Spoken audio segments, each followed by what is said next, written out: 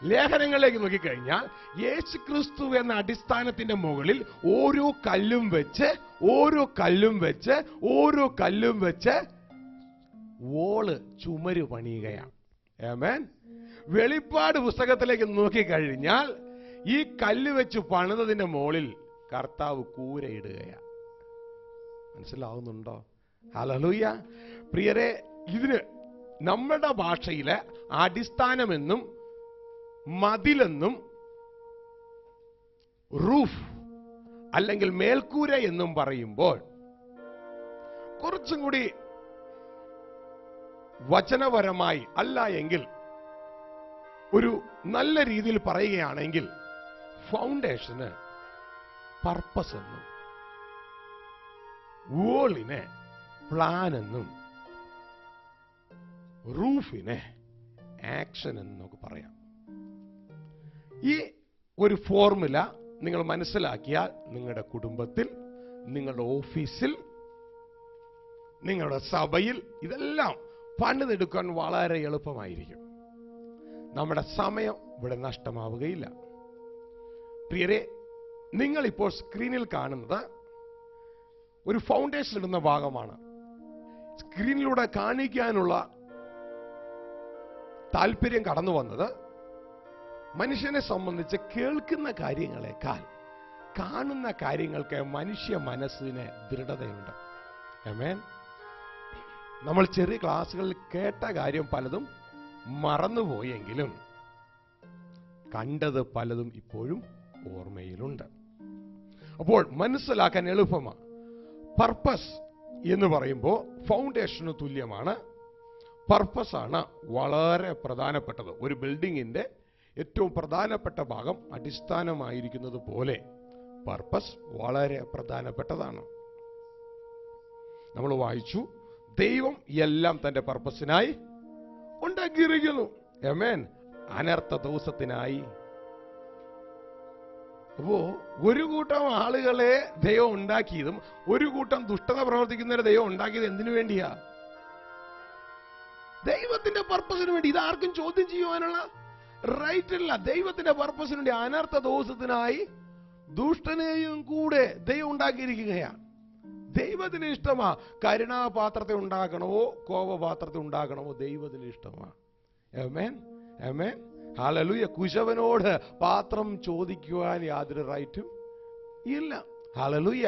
അപ്പോൾ ഈ ഉദ്ദേശം ദൈവത്തിന്റെ പിതാവിന്റെ മനസ്സില, ഹൃദയത്തില ഉദ്ദേശം ഇരിക്കുന്നത്.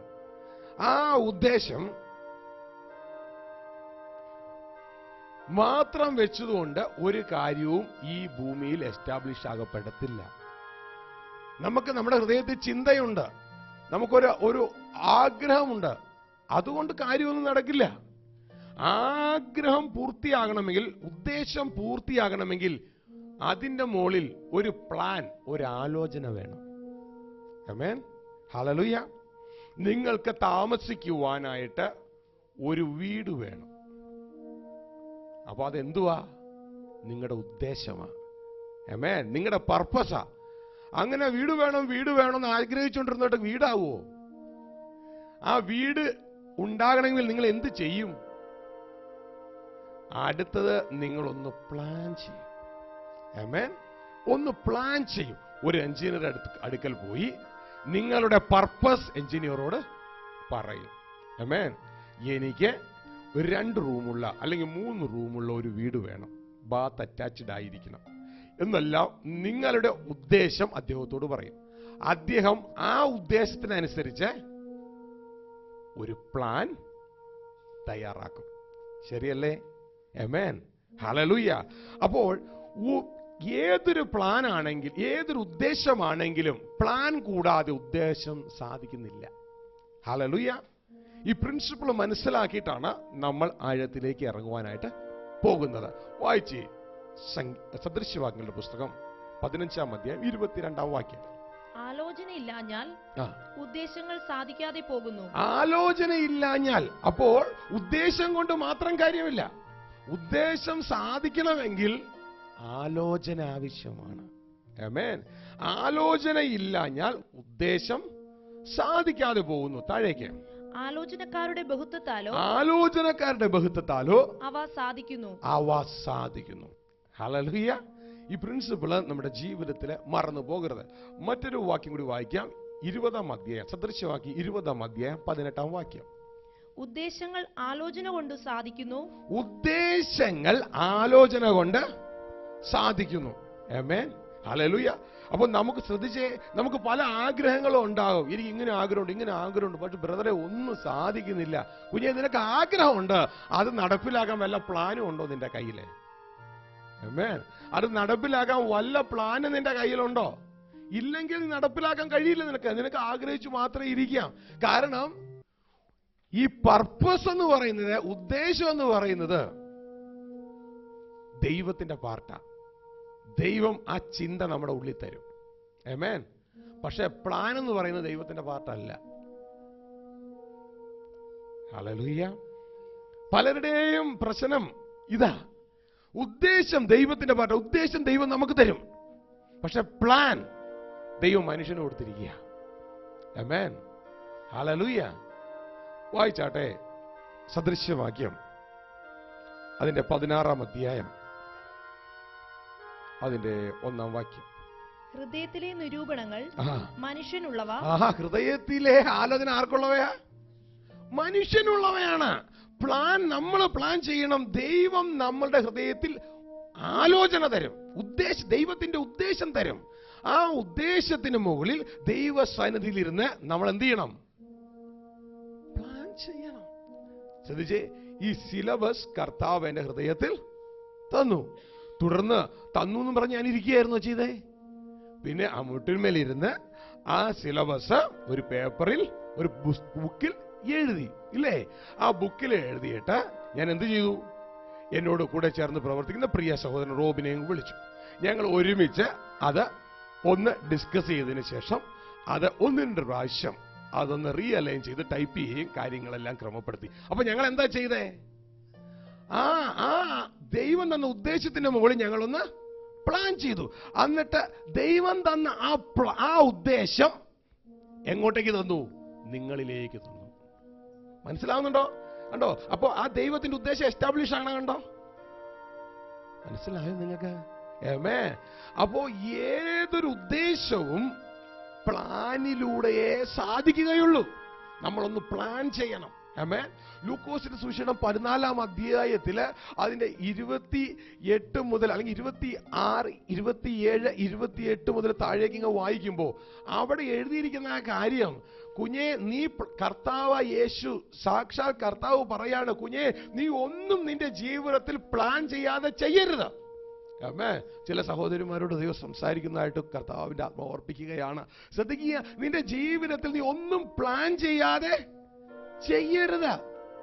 നീ പരാജയമടയും, നീ നിന്നെ തന്നെ തകർക്കുവാനിടയാകും. ആമേൻ. ആ ഭാഗം ആദ്യ ആ ഭാഗം പറയുന്നത് ഡിസൈപ്പിൾസിനെ കുറിച്ചാണ്.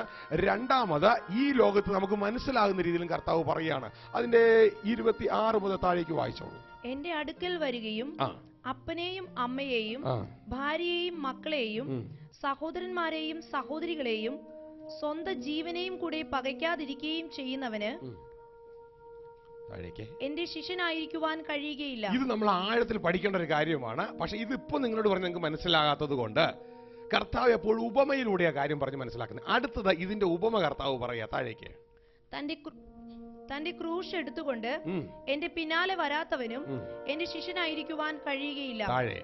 നിങ്ങളിൽ ആരെങ്കിലും ഒരു ഗോപുരം പണിയുവാൻ ഇച്ഛിച്ചാൽ, ഒരു ഭവനം പണിയാൻ അപ്പൊ ഭവനം പണി എന്ന് പറഞ്ഞാൽ എന്താ? പർപ്പസാ, ഉദ്ദേശമാണ്, അല്ലേ? നിങ്ങൾ ഇച്ഛിച്ചാൽ നിങ്ങൾ എന്ത് ചെയ്യണം? താഴേക്ക്. ആദ്യം എന്ത് വേണം? ആദ്യം ഒന്ന് ഇരിക്കണം. ഹല്ലേലൂയ. ആദ്യം ഇരിക്കണം. അപ്പൊ ഉദ്ദേശം ദൈവം നമ്മുടെ ഹൃദയത്തിൽ തന്നാൽ നമ്മൾ തുടർന്ന് എന്ത് ചെയ്യണം? ഒന്ന് ഇരിക്കണം. ഹല്ലേലൂയ. എന്റെ ഹൃദയത്തിൽ ദൈവം ഈ ഉദ്ദേശം തന്നപ്പോ ഞാൻ എവിടെ ഇരുന്നു? ദൈവസന്നിധിയിൽ ഇരുന്നു. ആമേൻ. മനസ്സിലായോ? അവിടെ ഇവിടെയും പോയി ഇരിക്കുകയല്ല വേണ്ടത്. ദൈവം എന്ന ഉദ്ദേശമാണെങ്കിൽ ദൈവസന്നിധിയിൽ നമ്മൾ ഇരിക്കണം. ആമേൻ. ആദ്യം ഇരുന്ന് എന്നിട്ട് താഴേക്ക്. അത് തീർക്കുവാൻ വകയുണ്ടോ എന്ന് കണക്ക് നോക്കുന്നില്ലയോ? അത് തീർക്കുവാൻ വകയുണ്ടോ എന്ന് കണക്ക് നോക്കുക. നീ ഒന്ന് പ്ലാൻ ചെയ്യുക. നിനക്ക് അതിനുള്ള കപ്പാസിറ്റി ഉണ്ടോ? ആമേൻ. ഹല്ലേലൂയ. ദൈവമാണ് നിനക്കൊരു ഉദ്ദേശം തന്നതെങ്കിൽ, ഇപ്പൊ ജോസഫിന് ദൈവം ജോസഫിനെ കുറിച്ചുള്ള ഉദ്ദേശം അറിയിച്ചു. ആമേൻ. എന്താണ്? സൂര്യനും ചന്ദ്രനും 11 നക്ഷത്രങ്ങളും തന്നെ നമസ്കരിക്കുന്നു. തന്റെ അപ്പനും അമ്മയും തന്റെ സഹോദരങ്ങളും തന്നെ നമസ്കരിക്കുന്നു. പക്ഷെ ഈ സമയത്ത് ജോസഫിന് അത് നിർവഹിക്കുവാനുള്ള കപ്പാസിറ്റി ഇല്ല. ആമേൻ. തുടർന്ന് ഉദ്ദേശം കൊടുത്ത ദൈവത്തിന്റെ കടമയാണ് ജോസഫിനെ ഹെവൻലി എഡ്യൂക്കേഷനിലൂടെ, സ്വർഗീയ വിദ്യാഭ്യാസത്തിലൂടെ താൻ കൊടുത്ത ഉദ്ദേശത്തിന് ജോസഫിനെ വളർത്തിയെടുക്കുക എന്നുള്ളത്. ആമേൻ. തുടർന്ന് ജോസഫിന്റെ ബുദ്ധിക്ക് അത് മനസ്സിലായില്ല എങ്കിലും ദൈവം ജോസഫിനെ ചില തീയുടെ അവസ്ഥകളിലൂടെ കടത്തിവിട്ട് പല പല എക്സാം, സ്പിരിച്വൽ എക്സാമുകൾ പാസ്സാക്കി ജോസഫിനെ താൻ കൊടുത്ത ആ പർപ്പസ് അല്ലെങ്കിൽ ഉദ്ദേശം നിവർത്തിക്കുവാൻ തക്കവണ്ണം ജോസഫിനെ യോഗ്യതയുള്ളവനാക്കി മാറ്റി. മനസ്സിലാവുന്നുണ്ടോ? അപ്പോൾ പ്രിയരെ, ഏത് ഉദ്ദേശവും നടപ്പിലാകണമെങ്കിൽ എന്തു വേണം? ഒരു പ്ലാൻ ആവശ്യം ആണ്. ഹല്ലേലൂയ. തുടർന്ന് ഈ പർപ്പസ് ഒരു അടിസ്ഥാനം എന്നതുപോലെ ആയിരിക്കുമ്പോൾ പർപ്പസിന്റെ മുകളിൽ അപ്പോൾ എന്താവശ്യമാണ്? ഒരു പ്ലാൻ ആവശ്യമാണ്. ഈ പ്ലാൻ നിങ്ങൾ സ്ക്രീനിൽ കാണുമ്പോൾ തൊട്ട് അടുത്ത് നമ്മൾ നേരത്തെ കണ്ട അടിസ്ഥാനത്തിന്റെ മുകളിൽ ബ്രിക്ക് വെച്ച് ഒരു വോൾ ഉണ്ടാക്കിയിരിക്കുന്നത് കാണാം. ഹല്ലേലൂയ. നിങ്ങൾക്ക് മനസ്സിലാക്കാൻ എളുപ്പമല്ലേ ഇത്? ഹല്ലേലൂയ. അപ്പോൾ ഈ രീതിയിലാണ് പ്ലാൻ പോകുന്നത്. അപ്പോൾ പ്ലാൻ എപ്പോഴും എന്തിനനുസരിച്ചായിരിക്കും? പ്ലാൻ എപ്പോഴും പർപ്പസിനനുസരിച്ച്. വേറെ രീതിയിൽ പറഞ്ഞാൽ വോള് കെട്ടുന്നത് എപ്പോഴും ഫൗണ്ടേഷൻ അനുസരിച്ച്. ആമേൻ. അപ്പൊ വോള് കെട്ടുന്നത് ഫൗണ്ടേഷൻ അനുസരിച്ച് അല്ല എങ്കിൽ കെട്ടിയ വോള് ഇടിഞ്ഞു വീഴും. ആമേൻ. ഇതൊരു മർമ്മമാണ്. ആമേൻ. ദൈവത്തിന്റെ പർപ്പസിന് അനുസരിച്ച് നമ്മൾ പ്രിയരെ പ്ലാൻ ചെയ്തില്ല എങ്കിൽ ദൈവത്തിന്റെ ചുറ്റിക അല്ലെങ്കിൽ ദൈവത്തിന്റെ പ്രഷർ നമ്മുടെ പ്ലാനിന്റെ മേളിൽ വന്ന് വീഴും. നമ്മുടെ പ്ലാനും പൊളിയും, സമയവും പോകും, നിരാശരുമാകും. ആമേൻ. ഹല്ലേലൂയ. അപ്പോൾ ദൈവത്തിന്റെ ഉദ്ദേശം മനസ്സിലാക്കുന്നതിന്റെ ഇമ്പോർട്ടൻസ് നിങ്ങൾക്ക് മനസ്സിലായോ? ഹല്ലേലൂയ. അല്ല എങ്കിൽ നമ്മൾ വെറുതെ കിടന്ന് അധ്വാനിക്കുന്നവരായി തീരും. ഏത് നേരം നോക്കിയാലും he is busy, she is busy, വളരെ തിരക്കാണ്. പക്ഷേ ഫോർ ദ റോങ് അസൈൻമെന്റ്, ദൈവം നിശ്ചയിച്ചാക്കിയിട്ടില്ലാത്ത അസൈൻമെന്റിനാ. മനസ്സിലാകുന്നുണ്ടോ? ഹല്ലേലൂയ. ഹല്ലേലൂയ. പ്രിയരെ, അതുകൊണ്ടാണ് വെളിപ്പാട് പുസ്തകം 2-ാം അധ്യായത്തിൽ തയതേര സഭയോട് പറയുമ്പോൾ കർത്താവ് പറയുന്നത്, നീ ജയിക്കണം. എന്നിട്ട് എന്ത് ചെയ്യണം? ഞാൻ കൽപ്പിച്ച പ്രവൃത്തി നിനക്ക് തോന്നിയതല്ല, ഞാൻ കൽപ്പിച്ച പ്രവൃത്തി നീ എപ്പോഴും ചെയ്യണോ? അവസാനത്തോളം ചെയ്യണം. നിനക്ക് തോന്നിയത് പ്രവൃത്തി അല്ലെന്നേ. ഹല്ലേലൂയ. കാരണം നിന്നെ ഈ ഭൂമിയിലേക്ക് അയച്ചപ്പോ കുഞ്ഞെ, എനിക്ക് നിന്നെ കുറിച്ചൊരു സ്വപ്നമുണ്ട്, എനിക്ക് നിന്നെ കുറിച്ചൊരു ആശയുണ്ട്. അതാണ് നീ ചെയ്യേണ്ടത്. ഹല്ലേലൂയ. ഹല്ലേലൂയ. ഹല്ലേലൂയ. ആമേൻ. പ്രിയരെ, ക്രിസ്തുവിന്റെ സഭയിൽ എല്ലാം കൈകളല്ല. ആമേൻ. നിങ്ങളുടെ ശരീരത്തിലേക്ക് നോക്കി എല്ലായിടത്തും കൈയാണോ? എല്ലാം കൈകളല്ല.